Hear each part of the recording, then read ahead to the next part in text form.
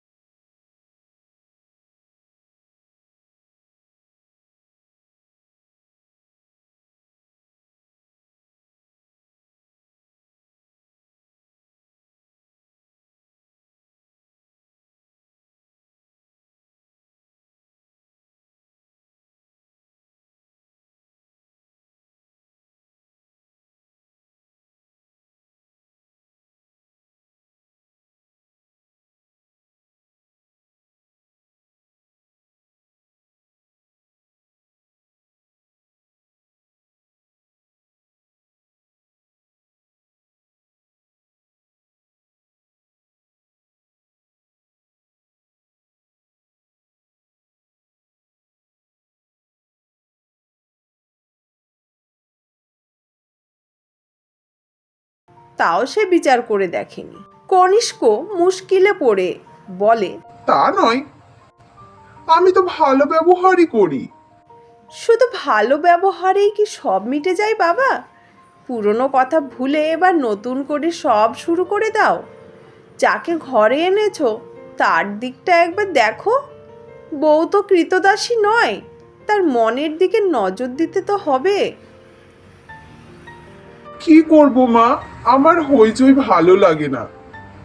হইচই করতে হবে না, আজ বিকেলে বৌমাকে নিয়ে বেড়াতে যা। দিরাগমন সেরে আসবার পর দুজন মিলে তো কোথাও গেলি না দেখলাম।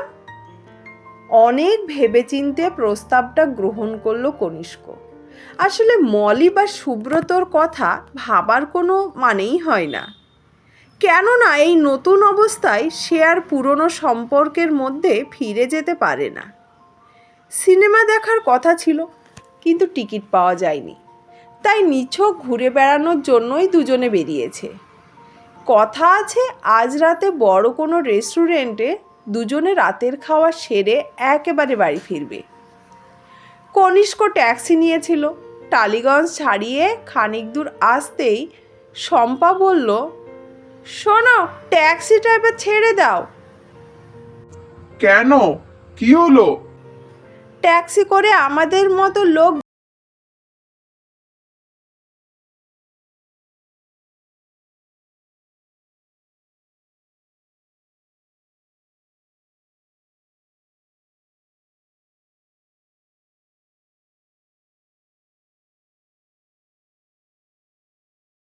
নড়ে চড়ে বলে, তুমি কি ভিড় পছন্দ করো? আমি করি না।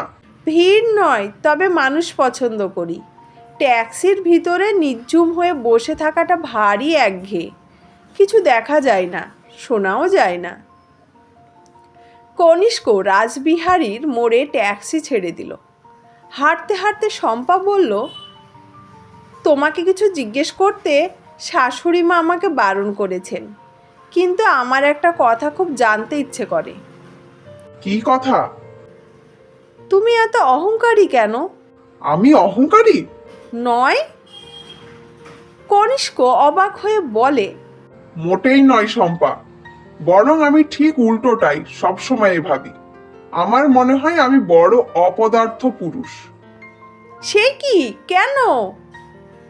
আমি তো তেমন স্মার্ট নই, লম্বা চড়াও নই, আমার ভিতরে হাজার রকমের ডেফিসিয়েন্সি।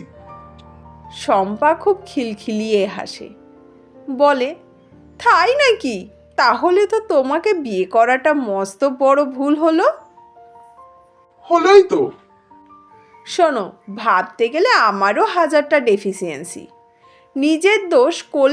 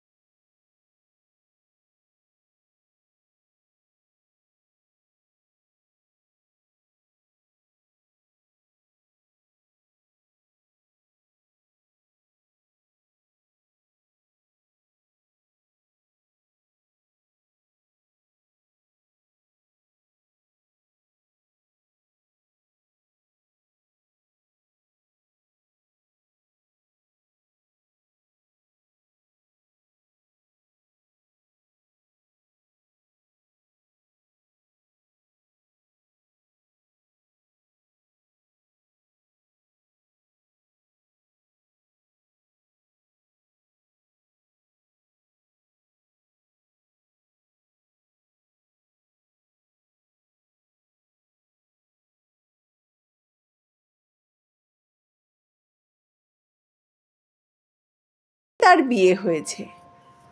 কনিষ্কের কথাটা ভালো লাগলো।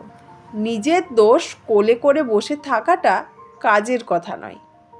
সে বলে, আমাকে তোমার কেমন লাগে? আগে বলো, আমাকে তোমার কেমন লাগে? শোনো শম্পা, তোমাকে কেমন লাগে তা আমি এখনো ভেবেই দেখিনি। আচমকা শম্কা বলে, মলিকে তোমার কেমন লাগতো? কনিষ্ক থমকে যায়। অনেকক্ষণ বাদে বলে, তুমি জানলে কি করে? তোমার মা বলেছেন। মা? মা সব বলে দিয়েছেন তোমাকে? মা সব বলে দিয়েছেন আমাকে, আরও বলেছেন আমি যেন এই সব তোমাকে জিজ্ঞেস না করি। শ্বাস ফেলে কনিষ্ক বলে, জিজ্ঞেস করে ভালোই করেছো। মলিকে আমার ভালোই লাগতো, শুধু শেষ দিকে। শম্পার মুখখানা ভার হয়ে গেল। কনিষ্কর মুখ চোখও লাল দেখাচ্ছে। সে বড় অস্বস্তি বোধ করে। এই সব কথা কি ভালো? শম্পা বলে, ভালো নয়, কিন্তু আমাদের দুজনের সম্পর্কের মধ্যে যদি তৃতীয় কোনো লোক নাক গলায়, তবে সেই তৃতীয় লোকটাকে জেনে রাখা দরকার। অবাক হয়ে কনিষ্ক বলে, তুমি তো ভীষণ বুদ্ধিমতী, এত গুছিয়ে কথা বলো কি করে? মাথায় আসে? শম্পার ভার মুখ হালকা হয়ে গেল। হেসে বলল, যাহ। সত্যি বলছি, তুমি খুব ভালো কথা বলতে পারো, আমি কিন্তু পারি না। শম্পা বলে, বাপের বাড়িতে আমাকে সবাই কটকটি বলে ডাকতো। আমি নাকি ভীষণ কটকট করে কথা বলি। হাঁটতে হাঁটতে ওরা দেশপ্রিয় পার্ক বরাবর এসে গেল। গলার স্কার্ফটি ভালো করে জড়িয়ে শম্পা বলে, একটু চা খেতে পারলে বেশ হতো, আজ যা শীত পড়েছে।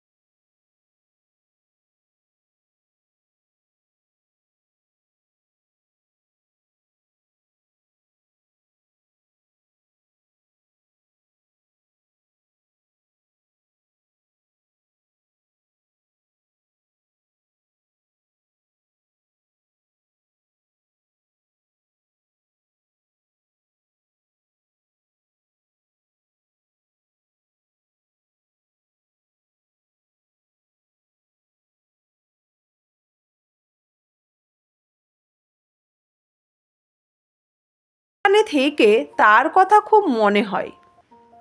কনিষ্ক স্তম্ভিত হয়ে চেয়ে থাকে। সেই রাতে শম্পা আর কনিষ্কর ভালোবাসার মাঝখানে অনেকবার মলি এসে হানা দিল। এলো সুজনও। দুজনে এসে এক অদৃশ্য প্রজাপতির দুটি ডানার মতো কাঁপতে লাগলো। তাতে বড় সুন্দর হলো কনিষ্ক ও শম্পার ভালোবাসার নিরালা ঘরটি। ধন্যবাদ, গল্পটি এখানেই শেষ হলো।